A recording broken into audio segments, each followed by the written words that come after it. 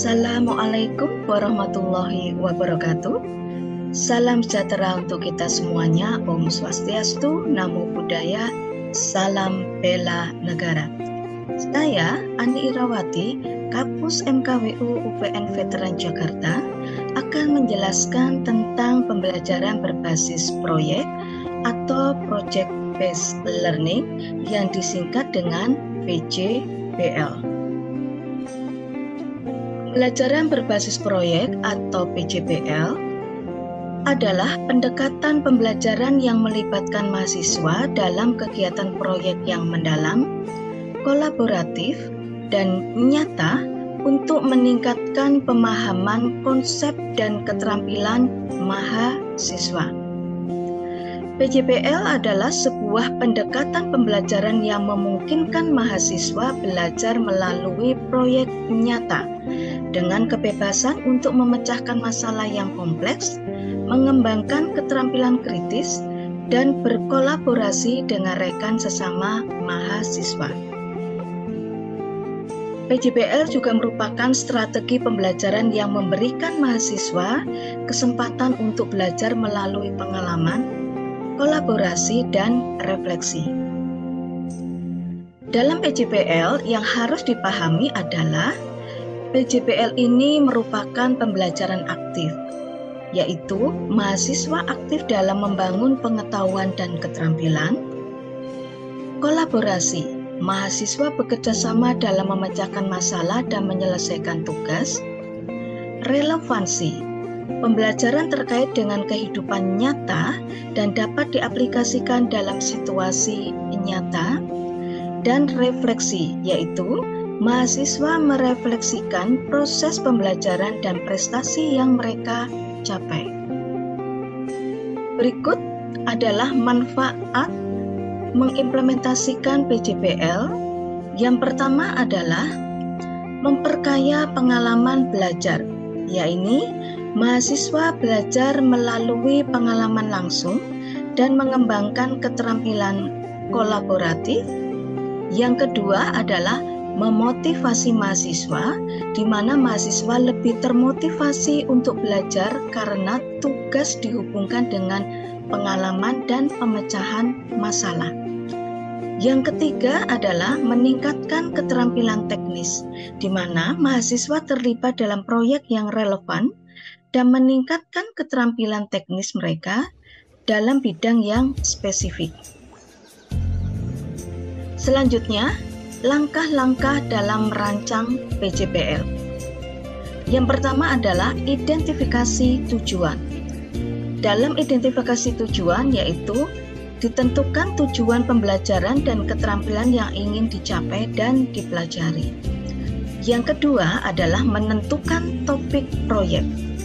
Memilih topik yang relevan dan menarik minat mahasiswa dan dihubungkan dengan tujuan pembelajaran serta dikaitkan dengan 4 pilar pembangunan Indonesia Emas 2045. Yang ketiga adalah rancangan proyek. Rancangan proyek yang mencakup aktivitas pembelajaran, pedoman tugas, dan penilaian.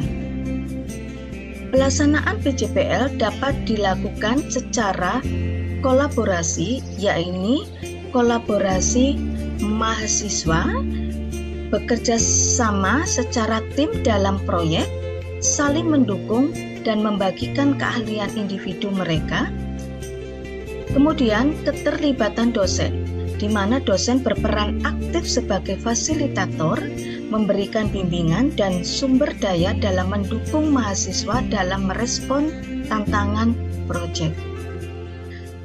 Yang ketiga adalah pemerolehan pengetahuan. Mahasiswa dapat melakukan eksperimen, riset, dan refleksi untuk memperoleh pengetahuan yang diperlukan selama pelaksanaan proyek. PJBL yang dilakukan dapat memanfaatkan teknologi. Berikut keuntungan yang pertama adalah akses informasi yang luas, yaitu mahasiswa dapat membaca bahan bacaan secara online dan menemukan informasi tambahan pada topik proyek. Yang kedua adalah pengarsipan yang lebih mudah. Artinya adalah pengarsipan dan pengorganisasian tugas dan hasil proyek dapat dilakukan dengan membuat logbook dan diupload dalam drive atau sistem, yaitu LIDS. Yang ketiga adalah kolaborasi. Teknologi memungkinkan mahasiswa untuk berkolaborasi dengan berbagai informasi dengan lebih mudah, bahkan jika mereka tidak berada dalam satu ruangan. Dalam mengimplementasikan PJPL, terdapat tantangan sebagai berikut.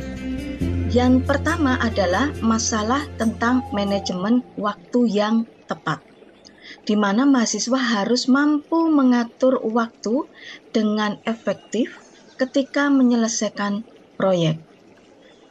Selanjutnya adalah pembagian tugas yang adil. Artinya adalah mahasiswa harus bisa membagi tugas dengan adil di dalam tim dan penjelasan tugas yang tidak jelas, di mana tugas proyek harus dijelaskan dengan sangat jelas agar mahasiswa memahami apa yang harus diselesaikan.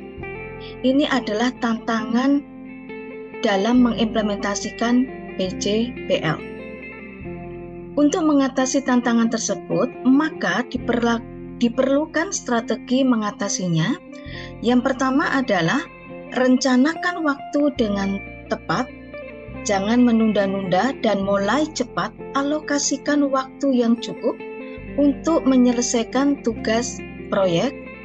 Yang kedua adalah komunikasikan keterlibatan, yaitu memberikan penguasaan tugas dengan adil di dalam tim.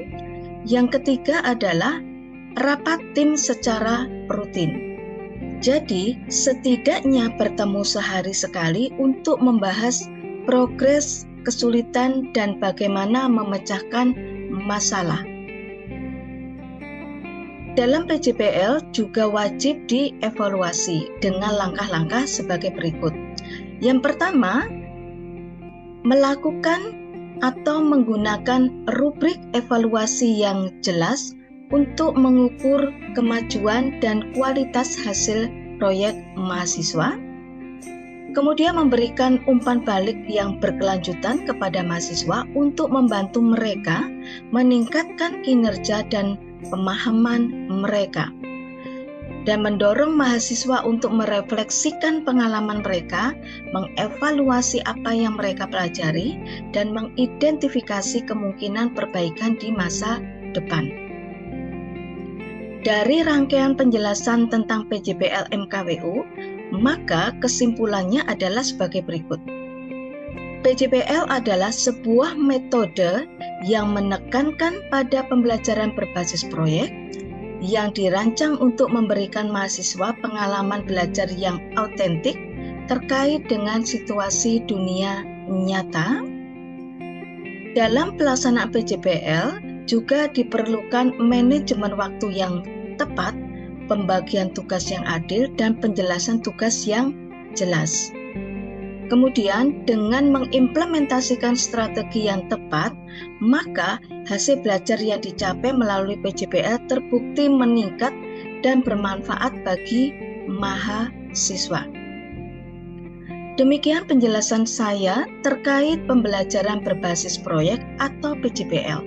Semoga dalam pelaksanaan PJPL MKWU ini dapat dilakukan dengan semangat dari dosen dan mahasiswa. Akhir kata, wassalamualaikum warahmatullahi wabarakatuh. Salam bela negara.